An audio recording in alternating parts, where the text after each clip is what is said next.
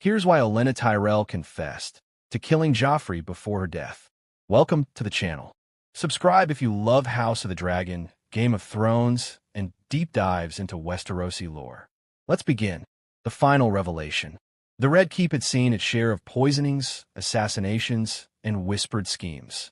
But none shook the Seven Kingdoms as profoundly as the death of King Joffrey Baratheon. He fell at his own wedding feast, poisoned in plain sight, his body convulsing before the eyes of hundreds. For years, fans and characters alike speculated. Who killed the king? Many suspected Tyrion, some suspected Peter Baelish, but the truth lay elsewhere, in the sharp mind and sharper tongue of Lady Olenna Tyrell. And in her final moments, she revealed the shocking truth herself.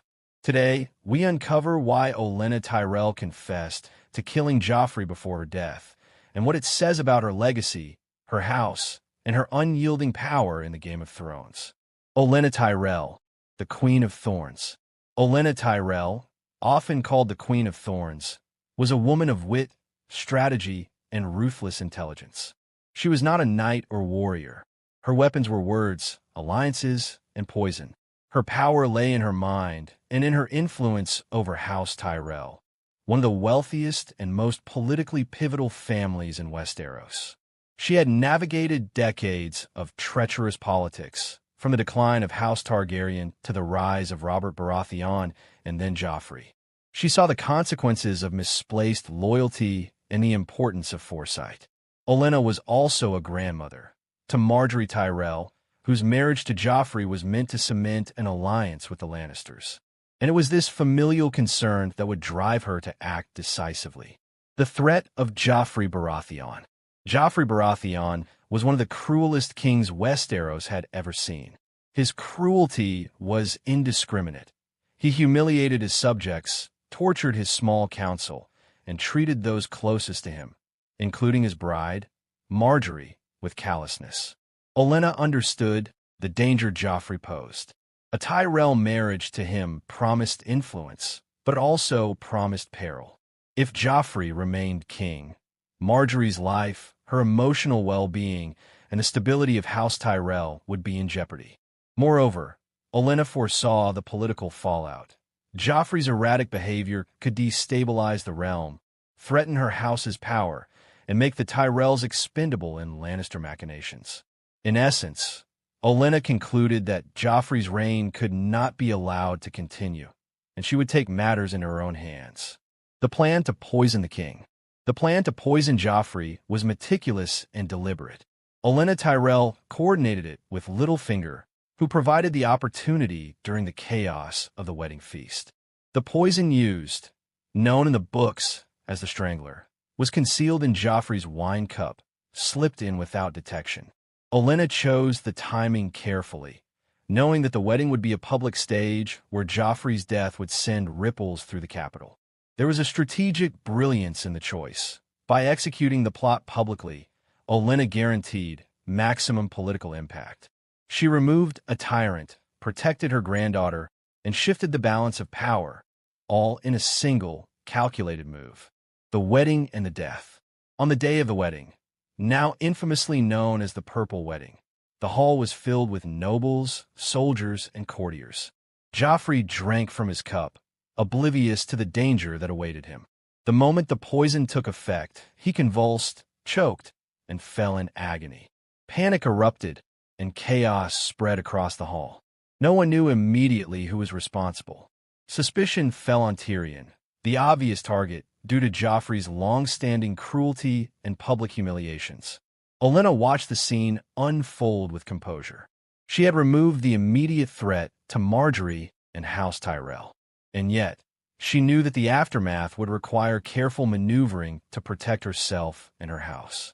Secrets kept and reasons hidden. For years, the true killer remained unknown to most. The Lannisters blamed Tyrion. The realm whispered of conspiracies, and Olenna Tyrell's involvement stayed hidden. But why did she remain silent for so long? There were several reasons. 1. Protection of House Tyrell. Confessing too early could have invited Lannister retaliation, threatening Margaery, Loras, and the Tyrell legacy. 2. political advantage. The uncertainty kept the Lannisters off balance. Olenna's enemies were forced to guess, while she, in her house, consolidated power quietly. 3. Strategic timing. Olenna was patient. She waited for the moment when confession would serve a purpose, rather than endanger her family. Her silence was not cowardice, it was strategy. Olenna Tyrell was always several moves ahead in the political chess game. The Lannister retaliation. Even though Olenna stayed in the shadows, the Lannisters were quick to strike after Joffrey's death. Tyrion was arrested, and the capital was thrown into turmoil. Cersei, enraged and seeking vengeance, began targeting anyone she suspected. Olenna had to act subtly, protecting her house without revealing her hand. She maneuvered deftly, maintaining the facade of innocence while quietly strengthening Marjorie's position. In the world of Westerosi politics, survival often depends on discretion, and Olenna exemplified this principle perfectly. Tyrell, strategy, and political leverage. By keeping the secret, Olenna wielded immense political leverage. She could negotiate, manipulate, and protect her family without fear of retribution. Her knowledge was power. She had removed the tyrant without endangering Marjorie, and the Lannisters were unaware of who truly held the strings. This leverage allowed her to influence events even when the Tyrells were ostensibly under Lannister control. Marjorie's position as queen, initially threatened by Joffrey's cruelty, became secure. Olenna had not only eliminated a threat, but ensured a safer path for her granddaughter to wield influence over the crown. The final moments of Olenna. Olenna Tyrell's end came during Cersei's rise to power, after the Lannisters struck back against House Tyrell. She was captured, brought before Jaime Lannister, and offered a painless death by poison, a mercy compared to the violent fate that awaited many in Westeros. It was in these final moments that Olenna chose to reveal the truth. To Jaime, she confessed, "I want you to know it was me. I poisoned Joffrey, and it was worth it." Her confession was calculated, even in death. She delivered it to Jaime, not Cersei, not the realm, ensuring the Lannisters knew the truth from someone who had played the game masterfully. This revelation had multiple effects. It shamed Cersei, preserved Olenna's dignity, and cemented her legacy as the Queen of Thorns who outwitted even the most powerful family in Westeros. The motivation behind the confession. Why confess at that particular moment? Several factors contributed. 1. Vindication. Olenna wanted the Lannisters to know who truly orchestrated Joffrey's death. She wanted her agency recognized. 2. Denying Cersei satisfaction. By confessing to Jaime, Olenna denied Cersei the knowledge that she had failed to control events. Cersei's rage was mitigated only slightly, but Olenna achieved a moral victory. 3. Legacy. Olenna's confession ensured that history would remember her intelligence, ruthlessness, and strategic brilliance. Even in death, Olenna remained a master strategist, orchestrating the revelation.